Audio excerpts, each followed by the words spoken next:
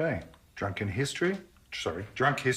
Hi, I'm comedian, philanthropist and supermodel Joel Creasey, and I'm here to tell you about one of the greatest Australian historical stories that you've probably never heard of, unless you're a bit of a nerd, the Emu Wars. And oh my gosh, it is a very good story.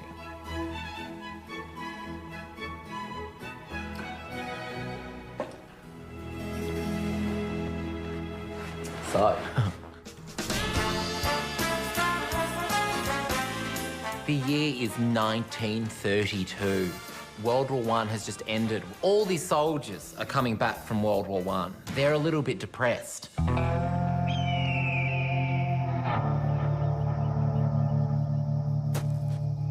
So, the Australian government decided, let's give them a little bit of land in the West Australian outback.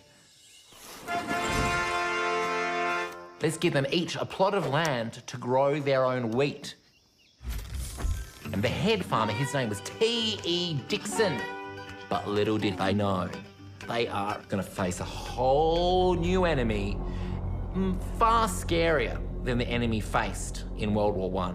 And this enemy had 2 legs, a ton of feathers, a long neck, a little beak. And her name was an emu. When the emu saw the crops handed, they're thinking, I'm going to get a good feed here. And they've seen Dixon's crop, and it looks good. And they're like, well, let's get into it. Come on, ladies, chow down. But they're not just going after Dixon's crop. They're going to go after every Tom, Dixon and Harry's crop in Western Australia. The emus have been through, they've decimated the crops, so he knew something had to be done. I think. Did he? He did. He said, we've got to do something about these damn emus. They are a pain in the arse. Let's write a letter to the Defence Minister and see if he can help. George Pearce was the Federal Minister for Defence. Gets this letter, a letter from T.E. Dixon saying, I want some automatic weapons. In whatever year this airs, because I'm that drunk, I can't remember the year, I think if a politician got an email asking for automatic weapons, wouldn't go down so well. But George Pearce was like, absolutely, have as many as you want. And when I say as many as you want, have 2. Have 2 Lewis machine guns, my brand new Lewis machine guns. And he's like, right, I've got to get my crack team together. So he picks up the phone. I'm not sure if he had a phone. He gets a carrier pigeon.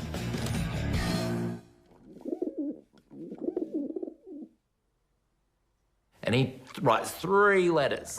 1 to McMurray, 1 to O'Halloran, and 1 to Meredith. They're the Charlie's Angels of the time. They're the crack squad. And he sends them a carrier pigeon. He says, I need you. I need you to get to WA and kill some emus. Cheers. Cheers, mate. You look like you could be in the Battle of the Emus. In your flannel.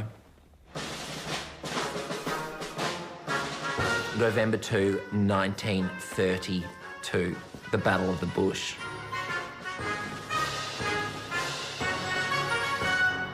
Boys, fellas, bros, dudes. Oh, that's how I've heard my straight mates talk.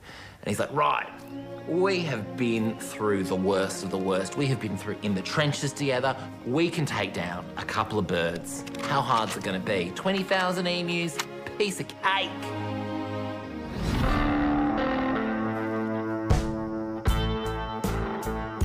So there they are hiding.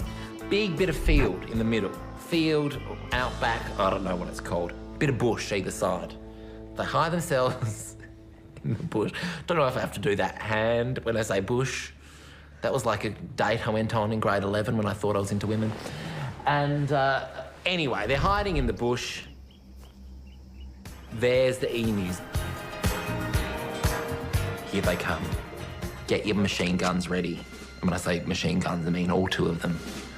And just fire like crazy. And don't embarrass me. I have no idea what I'm saying. I hope it's all right.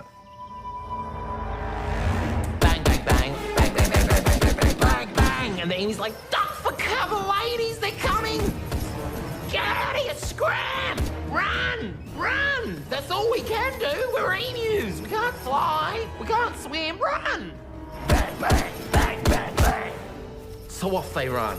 The smoke clears and Meredith looks around.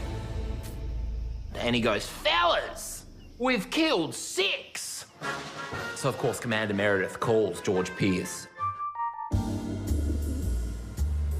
I'm not sure how he called him in 1932. I'm assuming it was on his Nokia 3315. And he says, Pearcey, how's it going? How'd you go? The emu's dead? Oh, yeah, sorta. How many? Some. I don't want some. I want all. You get back there in 2 days' time and you kill all those goddamn emus. Pathetic. Come on. I hope there's another battle. In fact, I hope there's another 2. And there is.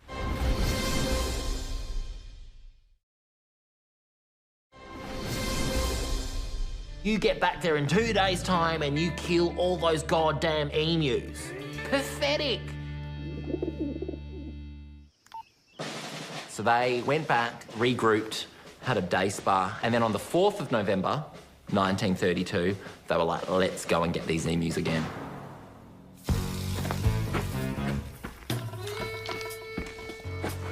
Let's try and get them at the dam when they're having a little drink.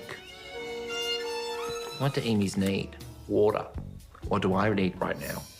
Probably water.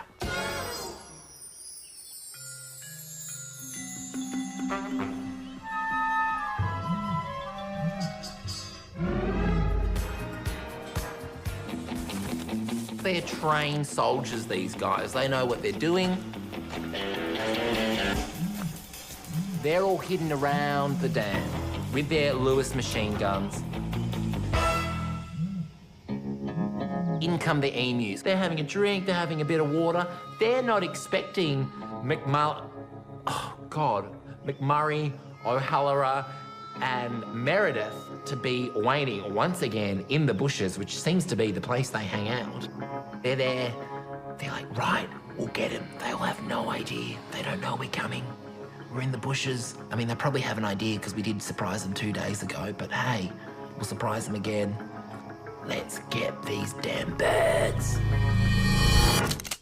Bang, bang, bang, off it goes. Bang, bang, bang, bang. I don't know what sound machine's gonna make. Bang, bang, bang. No, I've never heard a Lewis machine gun. Bang, bang, bang. Bang, bang, bang. Shots go off again. Bang. Jammed. One machine gun is jammed. The final shot goes off of the one gun that's working, totes in barrow. And Meredith turns to O'Halloran and McMurray and goes, fellas, boys, what the hell are you doing? Come on, they're just birds. Do not speak to me or I will report you to HR. These are not normal enemies. They are communicating, they are listening, they are watching. They are not birds, they are soldiers. And Meredith turns back to McMurray, gives him a slap, says, get a hold of yourself, girlfriend.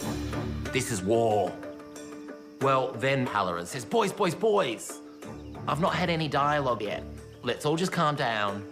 Let's go get some cheese. We'll go back to the mantra. We'll get a box of Cooler Bar, Fruity Lexia.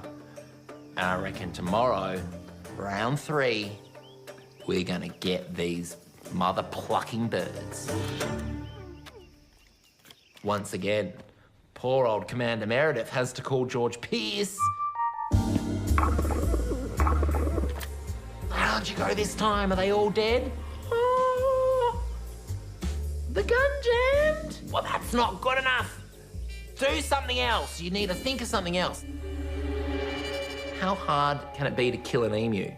Now, a few days later, they have their final battle. And this battle was called Emu Road. It's Meredith's final address. McMurray's to one side, O'Halloran's to the other. He says, friends, Romans, countrymen, lend me your ears. And then he quickly says, apologies. I am auditioning for the local production of Julius Caesar, so I thought it was a good time to practice it, but a good way to get into what I'm about to say to you. Guys, we've got guns on the back of utes. There is nothing more masculine than guns on the back of utes. Ahallera, I hope you know how to use a stick shift. McMurray, get in the damn car. We're gonna shoot some bloody birds. Let's go.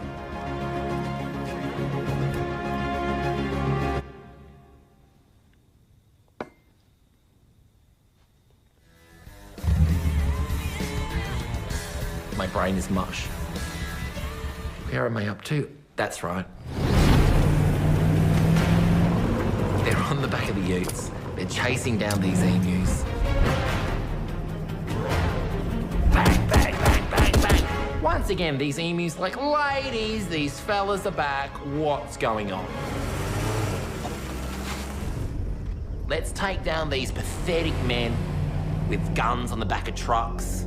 Let's get our faces on the coat of arms. Let's do this, ladies. It is war. Off they go. They go running again. Bang, bang, bang, bang, bang. Boom, 1 bullet. Boom, 2 bullets. Boom, 3 bullets. Boom, 4 bullets into this one emu. And that emu, her name was Carol. And she was a legend and doesn't have the national recognition she deserves. 4 bullets, she's still running. Eventually she falls to the ground. And rolls straight under the ute car. Carol's under there. And she's like, you can take my life, but you'll never take my freedom. That was freemudum, if you missed it. The truck's ruined. The whole thing is a complete disaster. The emus win round 3. That's 3 for 3 at this point. These guys were just embarrassed, and they had to report back to George Pearce.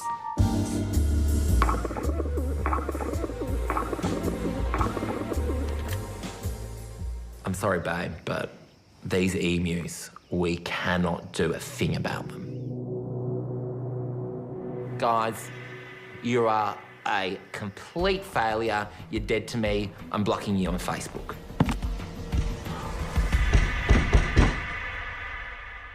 Everyone's very embarrassed, and the government find out about it. It goes all the way up to the Prime Minister.